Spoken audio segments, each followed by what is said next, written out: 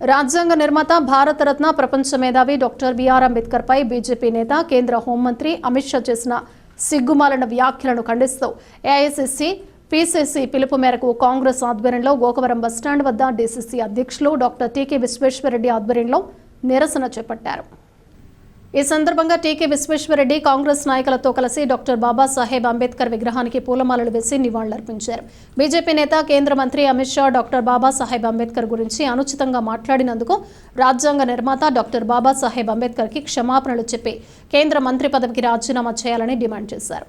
అంబేద్కర్ను అందరూ దేవుడిగా భావిస్తారని, బీజేపీ మాత్రం ఎంతసేపు అంబేద్కర్ రాసిన రాజ్యాంగాన్ని మార్చేసి హిందూ రాజ్యాంగం అమలు చేయాలని కుట్రపూరిత ప్రయత్నాలు చేస్తోందని ఆరోపించారు। అమిత్ షాకి ఎంపీ పదవిలో కొనసాగడానికి అర్హత లేదని, ఆయనతో బీజేపీ వెంటనే రాజీనామా చేయించాలని అన్నారు।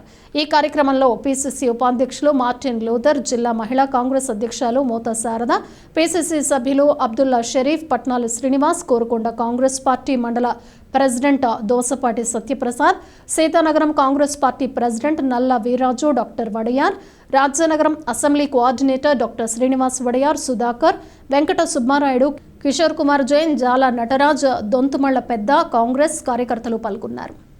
ఏఐసీసీ మరియు పీసీసీ యొక్క పిలుపు మేరకు రాజమండ్రి, తూర్పుగోదావరి జిల్లా మళ్ళీ రాజమండ్రి నగరం కాంగ్రెస్ పార్టీ ఆధ్వర్యంలో గోకవరం బస్టాండ్ అంబేద్కర్ గారి విగ్రహం దగ్గర నిరసన తెలియజేసి అంబేద్కర్ గారికి అప్పాలజీ చెప్పాలి, అమిత్ షా గారు అప్పాలజీ చెప్పాలని చెప్పి, అలాగే అమిత్ షా గారు అంబేద్కర్ గారిని రాజ్యాంగాన్ని అవమానించినందుకు ఆయన దేశ ప్రజలందరికీ కూడా అప్పాలజీ చెప్పి మంత్రి పదవికి రాజీనామా చేయాలని చెప్పి ఈవేళ గోకవరం బస్టాండ్ అంబేద్కర్ గారికి నిరసన తెలియజేసి ఇక్కడ ఒక వినతి పత్రం సమర్పించాం।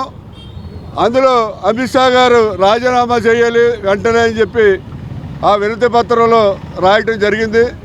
ఎందుకంటే అంబేద్కర్ గారు అనే ఆయన ఈ భారతదేశంలో అందరికీ కూడా ఒక దేవుడు లాంటివాడు। ఎందుకంటే ప్రపంచ దేశాలు అనేక దేశాల్లో అనేక రాజ్యాంగాలు రాశారు కానీ ఎన్ని నిలబడలేదు।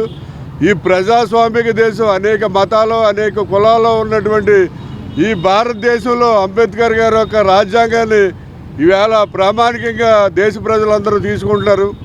అటువంటి రాజ్యాంగాన్ని అమిత్ షా గారు దూషించడం కాకుండా అంబేద్కర్ గారిని కూడా దూషించి ఆయన ఏమైనా దేవుడా గీవుడా అని చెప్పి మాట్లాడాడు, పార్లమెంట్లో మాట్లాడాడు అతను।